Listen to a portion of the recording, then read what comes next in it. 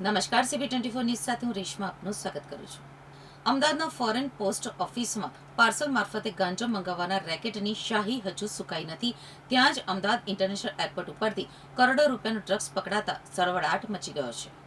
પ્રાપ્ત વિગતો અનુસાર 1 જુલાઈ 2026ના રોજ બેંકોકથી ફ્લાઇટ નંબર TG343 દ્વારા અમદાવાદ એરપોર્ટ ઉપર એક પુરુષ મુસાફર ઉતર્યો હતો. આ 40 વર્ષીય આરોપી મહારાષ્ટ્રના ઉલ્લાસનગરનો રહેવાસી છે અને તે પ્રથમ વખત જ વિદેશ પ્રવાસ કરીને અમદાવાદ એરપોર્ટ ઉપર આવ્યો હતો. તેની શંકાસ્પદ હિલચાલના પગલે કસ્ટમ્સના AIU યુનિટે તેને અટકાવ્યો હતો. જ્યારે કસ્ટમ્સ વિભાગના અધિકારીઓએ મુસાફરની ચેક ઇન કરેલી ટ્રોલી બેગની ઝીણવટભરી તપાસ કરી ત્યારે તેઓ પણ ચોંકી ઉઠ્યા હતા. ટ્રોલી બેગની અંદર રાખેલા સામાન્ય ખાદ્ય પદાર્થોના પેકેટોની અંદર ડ્રગ્સ છુપાવવામાં આવ્યું હતું. કસ્ટમ્સને આ ફૂડ પેકેટ્સમાંથી 22 પારદર્શક સફેદ પોલિથીનથી લપેટેલા શંકાસ્પદ પેકેટ મળી આવ્યા હતા.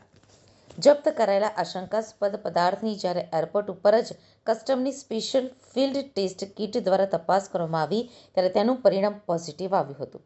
આ પદાર્થ ઉચ્ચ ગુણવત્તાવાળો હાઇડ્રોપોનિક ગાંજો હોવાનું સાબિત થયું હતું. પકડાયેલા પ્રતિબંધિત ડ્રગ્સનું કુલ વજન 4.276 કિલોગ્રામ છે, જેની આંતરરાષ્ટ્રીય બજારમાં અંદાજિત કિંમત ₹4 કરોડ જેટલી થવા જાય છે.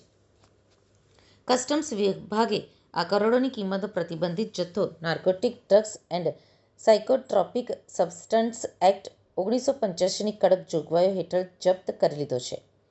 ડ્રગ્સની હેરાફેરી કરનાર ઉલ્લાસનગરના શખ્સની સ્થળ ઉપર જ ધરપકડ કરી લેવામાં આવી છે.